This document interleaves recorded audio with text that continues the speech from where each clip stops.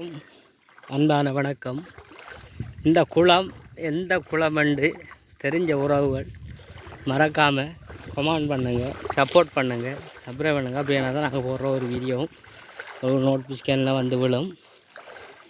பாருங்கள் எவ்வளோ தண்ணியால் போய் கொண்டிருக்கேன்னு சொல்லி ஃபுல்லாக தண்ணியும் பாசும். இந்த குளம் வந்து எந்த குளம்னு தெரியுமா? இந்த வெள்ளிக்கிழமை என்னடா குளத்தோழியை திட்டான் மீனை கீரை பிடிக்கிறான்னு யோசிச்சாங்க. மீன்லாம் பிடிக்கல. வந்த ஒரு காணொலி ஒன்று எடுப்பேன் வந்து நான் காணொலி எடுக்கிறேன். பாருங்கள் உறவுகள் எப்படி அழகிய ஒரு இடம் வந்து பாருங்கள். சின்ன சின்ன மீன் குஞ்சு எவ்வளோ தெரியுதுண்டு தெரியுமான்னு தெரியல. எல்லாம் சின்ன சின்ன மீன் குஞ்சுகள். எந்த இடம் வந்து தெரிஞ்ச உறவுகள் மறக்காமல் கமெண்ட் பண்ணுவீங்கன்னு நினைக்கிறேன்.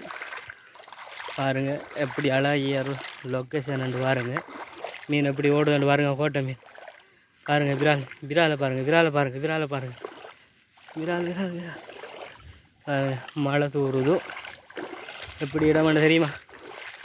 எந்த இடம் வந்து பாருங்கள். பெரிய குளம். இது சின்ன குளம் இல்லை, பெரிய குளம். தெரிஞ்ச உறவுகள் அன்பான வாடிக்கையாளர்களை தெரிஞ்சால் கமெண்ட் பண்ணுங்க. இப்படியே வந்து மக்கள்ற காணிகள் தான் கொஞ்சம் வலியாக்கி ஆக்கிற மாதிரி அப்படியே போட்டிருக்காங்க. அவங்களுக்கு ஏற்ற மாதிரி அடைச்சி எடுத்து போட்டு இந்த கங்காலையெல்லாம் சலம் இருக்குது. இந்த படம் தான் காடாக கிடக்குது. ஒரு விசேஷமானது ஒன்றை காட்டுறோம் பாருங்கள். கார்த்திகை பூ, அதாவது வந்து கார்த்திகை மாதத்தில் இயற்கையாக உருவாகிற பூ தான் இது.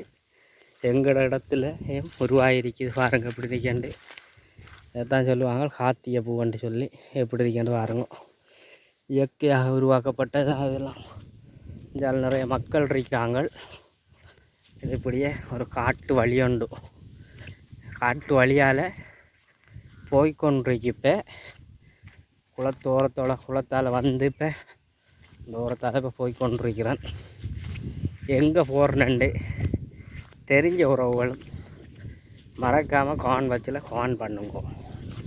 ஓகே, மீண்டும் ஒரு காணொலியில் சந்திக்கும் வரை உங்களிடமிருந்து விடைபெற்றுக் கொள்கிறேன். நன்றி. பாருங்கள் இன்னும் அந்த எப்படி பறக்குது பறவையில் குளத்துக்குள்ளே. இதுதான் குளம். உங்களோட ஊரில் என்னென்னு சொல்லுவீங்க? அருவி என்னவீங்களா? இது வந்து அருவி இல்லை. எங்களோட ஊரில் அருவின்றது வந்து ஆற்றை சொல்லுவோம். நாங்கள் குளம்னு சொல்கிறது சேத்தை சொல்லுவோம். குளம் இதோ தமிழ் தெரியாது. நீங்கள் தமிழை கற்றுக்கொள்ளணும். அதை விட்டு போட்டு மொக்கையாக பேசிக்கொண்டு யாகும். இந்த ஓடுற சுழியெல்லாம் வந்து மீன். குளம் இதோ பேர்ந்து அதையும் கேட்கக்கூடாது. என்னடா சுழி என்றாய், ஆறென்றாய், கடல் என்றாயன்று. கடலுக்கும் ஆற்றுக்கும் குளத்துக்கும் நீத்துக்கும் மலைக்கும் மண்ணுக்கும் மக்களுக்கும் என்று சொல்லி ஒரு வாழ்வு ஒன்று இருக்குது. அந்த வாழ்வு வந்து புனிதமான வாழ்வு. ஒருத்தர் பொறாமப்படாமல், ஒருத்தர் வஞ்சம் எண்ணையாமல், எல்லாரும் நல்லா இருக்கணும், நான் நல்லா இருக்கணும்ன்ட்டு எவன் நினைக்கிறானோ அவனை இந்த கடவுள் நிறைய சோதிப்பான். ஆனால் கைவிட மாட்டான். எவன் ஒருவன் பஞ்சகம் பொறாமல் சூது வாதுபட்டு திட்டானோ அவன் காலம் புள்ள அப்படியே இருந்து கூட அவனை புள்ள ஊட்டியை கூட ஒன்றும் சேர்க்காமல் செத்து போய்த்துருவான். இதான் அதில் இருக்கிறது. விளங்கி தானே? பாருங்கள். இந்த ஓரத்தால் வந்தப்போ அந்த ஓரத்தால் வந்தது.